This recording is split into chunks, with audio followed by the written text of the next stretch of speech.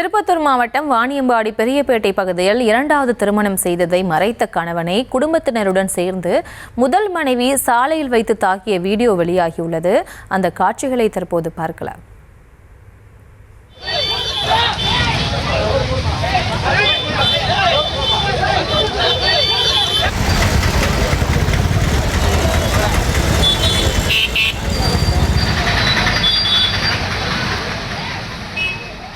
கூடுதல் விவரங்களோடு இணைகிறார் நமது செய்தியாளர் நாகராஜ்.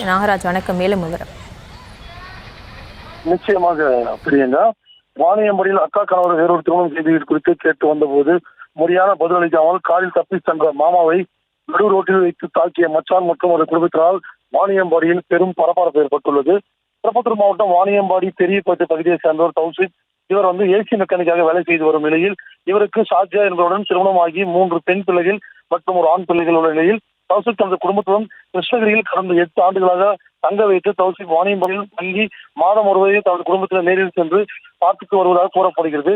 இந்நிலையில் தௌசிப்புக்கு அது மத்தூர் பகுதியை சேர்ந்த நக்ஷியா என்ற பெண்ணுடன் திடீரென்று தொடர்பு ஏற்பட்டு அவரை இரண்டாவது திருமணம் நடந்துள்ளதாக தௌசாப்பின் முதல் மனைவி தர்ஷியாவுக்கு தகவல் தெரிந்த நிலையில் இதை குறித்து கேட்பதற்காக இன்று வாணியம்பாடி பெரியபேட்டை பகுதிக்கு தர்ஷியா தனது குடும்பத்துடன் வந்தபோது தௌசிப் முறையான பதிலளிக்காமல் காரில் சென்றதால் ஆத்திரம் அடைந்த சர்ஜா மற்றும் அவருக்கு தம்பிகள் அண்ணன்கள் குடும்பத்தினர் தௌசிப் மற்றும் காரில் தொல்கி சென்று வாணியம்பாடி கோவிந்தாபுரம் பகுதியில் தௌசிப்பை வழிமறித்து அண்ணன் சல்மான் தௌசிப்பை சாலையில் வைத்து சராமரியாக இருவரும் தாக்கிக் கொண்ட சமம் தற்போது நம்ம பார்த்துள்ளோம். இதை குறித்து தகவல் அறிந்தவுடன் வாணியம்பாடி நகர காவல் ஆய்வாளர் ஆனந்தன் தலைமையிலான போலீசார் விரைந்து வந்து அவர்களை சாலையிலிருந்து மீட்டு வாணியம்பாடி அரசு மருத்துவமனைக்கு அனுப்பி வைத்து அவர்கள் குறித்து வழக்கு பதிவு செய்து விசாரணை மேற்கொண்டு வருகின்றனர். மேலும் அக்கா கணவருக்கு வேறொரு திருமணம் நடப்பதை குறித்து கேட்டபோது முறையாக பதிலளிக்காமல் மாமனை சாலையில் வைத்து மச்சான்கள் அடித்த சமம் வாணியம்பாடியில் பெரும் பரபரப்பு ஏற்பட்டது. பிரியங்கா,